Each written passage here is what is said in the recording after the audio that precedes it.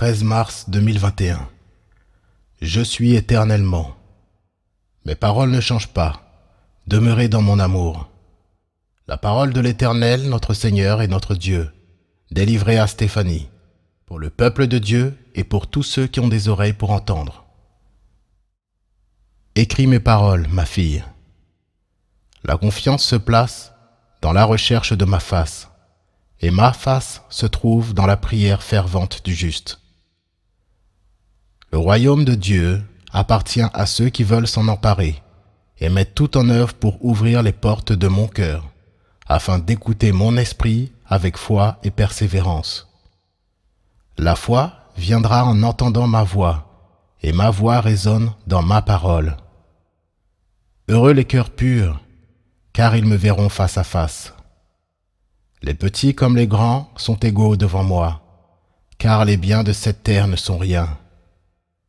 Le trésor de l'homme se trouve dans la Torah de Dieu et dans son accomplissement, et la voie des sages se trace sur le chemin étroit vers mon cœur. Quiconque me cherche véritablement me trouve, car je donne ma vie gratuitement pour mes brebis. À tous ceux qui veulent me suivre en esprit et en vérité, j'ai donné le pouvoir de devenir enfant de Dieu. Il n'y a pas de demi-mesure. Ce qu'un homme aura semé, il le récoltera. Quelle semence êtes-vous alors? Écoute la voix du Père, petit troupeau, et rejoins-moi. Entre dans le fleuve de mon esprit. Laisse monter les eaux de ma parole. Je tiens ta main. Ne crains pas. Crains ce qui peut détruire l'âme, et ne crains pas tous ceux qui peuvent détruire le corps. Bien que votre corps soit le temple de mon esprit, il est un lieu où seul je repose, votre cœur. Veillez donc à vos cœurs plus qu'à toute autre chose, car d'eux viennent les sources de la vie. La vie que je suis viendra vous remplir à mesure que vous me laissez habiter dans vos cœurs. Il y a beaucoup de voix qui envahissent quotidiennement vos pensées. Je ne suis pas de celle-ci. Mon souffle est un murmure, doux et léger, qui ne s'impose pas. N'attribuez donc pas foi à toute parole. Laissez mon esprit vous enseigner la sagesse. Un cœur humble est un don précieux. Je ne force aucun verrou, bien que j'ai toutes les clés. C'est à vous de tourner les clés et je ferai alors sauter tous les verrous. Ce que j'ouvre, personne ne peut le fermer, et ce que je ferme, nul ne peut l'ouvrir. Le serviteur est-il plus grand que son maître?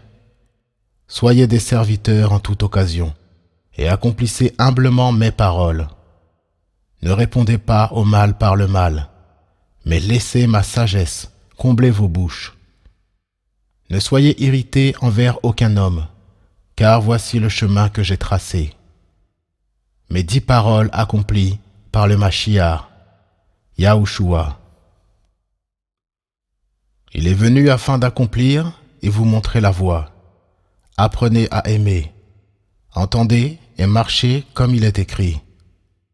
Je suis l'Éternel, ton Dieu, qui t'ai fait sortir du pays d'Égypte, de la maison de servitude. Tu n'auras point d'autre Dieu devant ma face. Tu ne te feras point d'image taillée, de représentation quelconque des choses qui sont en haut dans les cieux, qui sont en bas sur la terre, et qui sont dans les eaux plus bas que la terre.